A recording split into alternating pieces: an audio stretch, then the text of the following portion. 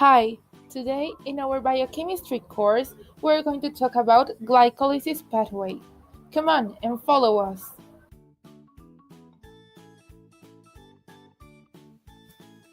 First, we have to understand what is glycolysis, and it's the premier metabolic pathway responsible for the creation of ATP, pyruvate, and NADH.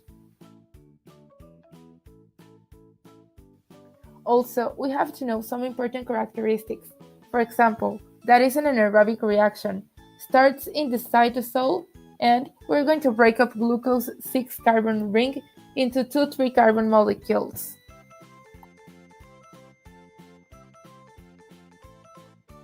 But we have to remember that in our body, this process is done by our cells with the presence of oxygen. Process of released energy because of the degradation of simple sugar units. We need to have clear that is the conversion of one molecule of glucose into two pyruvates and two NADH. Also, we are going to obtain 4 ATPs. This process needs the investment of 2 ATPs in order to work, and as a result, it generates 4 ATPs. But the real gain is of 2 ATPs. And what else does glycolysis produce? In addition of the 4 ATPs, glycolysis results in 2 pyruvates and 2 NADH.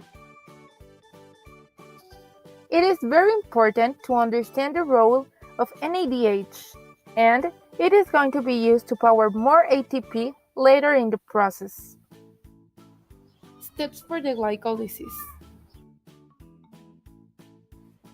In the first step, the glucose is phosphorylated by ATP to form a sugar phosphate.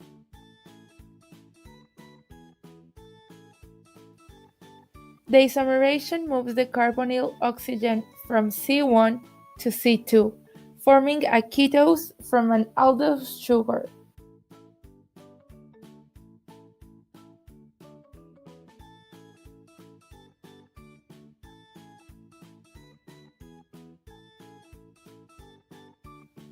Fructose 1,6-biphosphate breaks down to generate two 3-carbon sugars, dihydroxyacetone phosphate and glyceraldehyde 3-phosphate.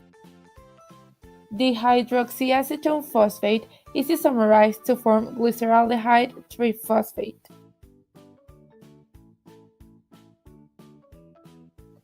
Two molecules of glyceraldehyde 3-phosphate are oxidized, and a new high-energy anhydride linkage to phosphate are formed. In the step number 7, the transfer to ADP of the high-energy phosphate group that was generated in the step 6 forms ATP. The remaining phosphate ester linkage in 3-phosphoglycerate, which has a relatively low free energy of hydrolysis, is moved from C3 to C2 to form 2-phosphoglycerate. In the step number 9, the removal of water from 2-phosphoglycerate creates a high-energy enol phosphate linkage. Finally, the transfer to ADP of the high-energy phosphate group that was generated in step 9 forms ATP, completing glycolysis. It is important to highlight that glycolysis is the fastest way for the cell to obtain energy.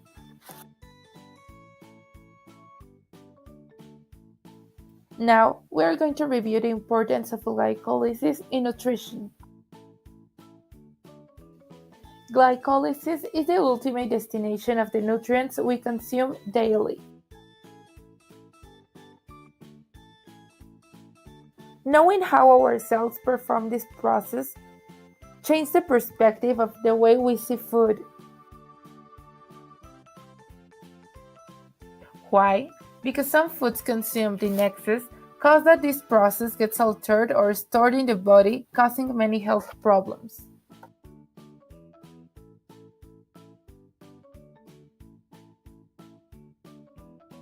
Thank you for watching us, and we hope you understand a little bit better this important process in our body.